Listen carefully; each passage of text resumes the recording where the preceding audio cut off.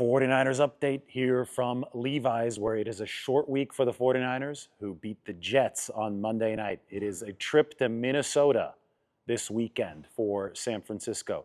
Christian McCaffrey said that the decision to not play on Monday night was made on Monday morning. Kyle Shanahan said that there has never been consideration to put McCaffrey on injured reserve because he, in fact, was close to playing against the Jets. So it's the calf/Achilles issue for McCaffrey, who's out of practice right now in a limited fashion. He was limited last week. He also mentioned in the locker room today that the fact that Minnesota has artificial turf will not have a bearing on his decision of whether or not to play this week. And personally, I think the only thing that should have a bearing on the McCaffrey decision is he 100%?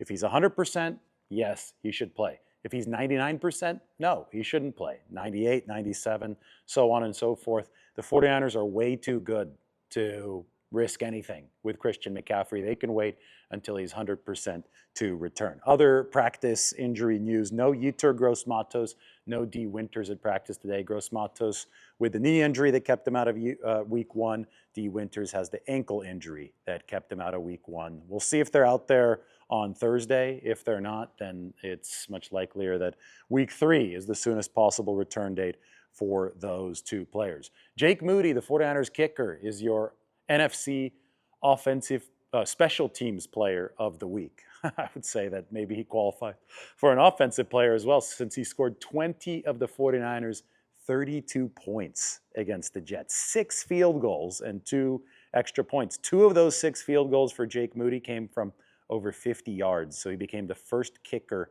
in 49ers history to do that in one game. 6 field goals, including 2 over 50 for Jake Moody. Congratulations to him. Looks like that third-round pick the 49ers used on a kicker was a smart decision. He was good last year, and we reported it over training camp. Jake Moody was looking even better than last season during camp, and that extended into week 1. Brandon Aiyuk today spoke at his locker for only about 90 seconds, and he acknowledged that he did not feel great during that game. He didn't look great during that game against the Jets. Obviously, two drops, one where Sauce Gardner got his hand in there, but he dropped the dime from Brock Purdy that should have been a touchdown. But Brandon Aiyuk said that he was actually scared to watch the tape. After the game, I didn't watch the film until this morning. I was a little bit scared to watch it, but not as bad as I thought.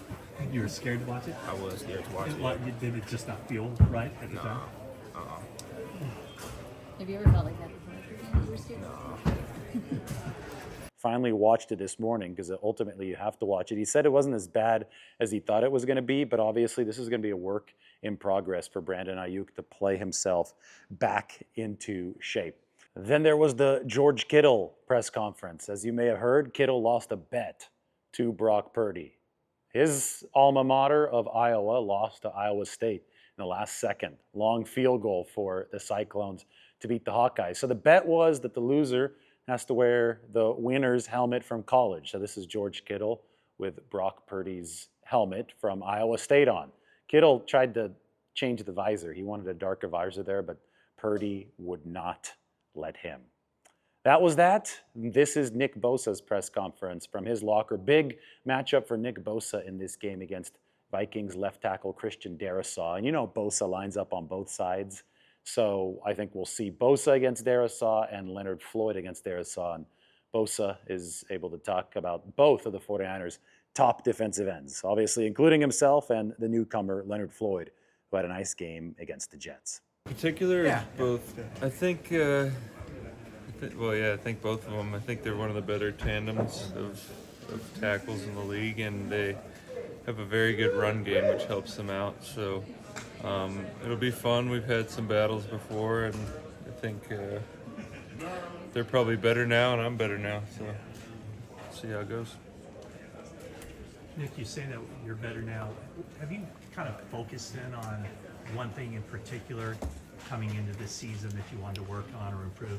Yeah, I really have. I don't want to talk about it too much, but it'll come up on tape, and it already has. So I think I'm a lot more balanced between my different rushes, and I think it's opening up some things. And I was happy with the other night once we started to get some ops later in the game how it was going, but a lot to improve on, and I'm just excited to have another op. Not to dig too deeply, but meaning your pass rush moves, you're using a greater variety, a more equal percentage of the time? Yes. Nick, what'd you think of the first game with Leonard on the other side? It was awesome. He was winning a lot, causing a lot of havoc. He had a couple good plays in the run. But this week I think we're playing a better, honestly, a better team that's they're playing better football, it looks like, and they run the ball well, and we're going to have to be better in our techniques. We kind of got away with some things last week. So yeah, we have to hone in and not pat ourselves on the back.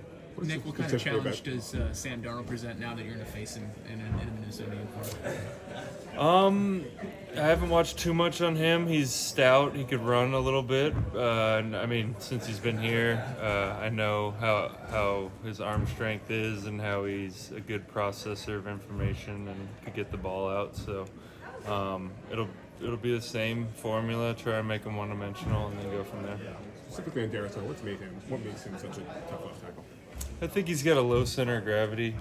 He's athletic, so it's tough to power him, and then he's athletic enough to run you by, and if you get his hands, he kind of is able to replace him and run you by. Somebody like Leonard, he's got such a good high motor. Do you see that kind of carry over to the rest of the room when you're playing next to a guy that's giving that kind of effort every play? Yeah, I think our effort was pretty darn good against the Jets, even from first play on. Sometimes it takes a little time early in the season because game speed is different and that game wind is different.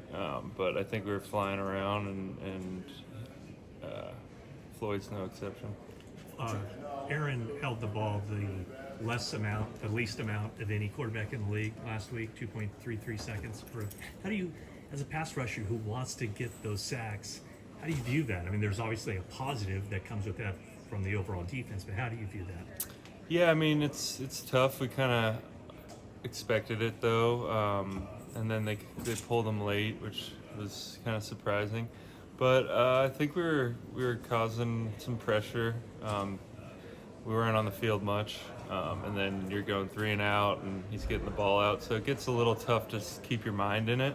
But there was some ops at the end there, and we're just gonna I mean, games. It's good football. It's Niner football if that's the type of games we have, and we don't have a lot of ops, but we have to go get them at the end, so we have to keep our mind in it. What kind of saying the other night that when he came after missing all the camp, he said, I couldn't believe how laser focused everybody was. Nobody was no joking around. Everybody was serious. He was like really impressed. Have you had that feeling all along through camp, and did you feel that going into the game? Yeah, it's funny because when I came in last year, I was talking to Trent about how it's like high fives and hugs right when you walk in, and then everybody's like, all right, we've been here, we're working, and then you're like, all right, it's work, it's football, and that's just how it is here, and that's why we were able to have a good team year in and year out. Nick, what kind of pride do you take in the fact that you were beating the Jets so bad they took out Aaron Rodgers? Like I said, we're not patting ourselves on the back. It's one game, and we don't know how good we are yet, and we don't know how good other teams are, so we just have to keep getting better. You ever had a backward bull rush like you had last game? That was a failed move, but I'll take it. I got a little pressure on him, so.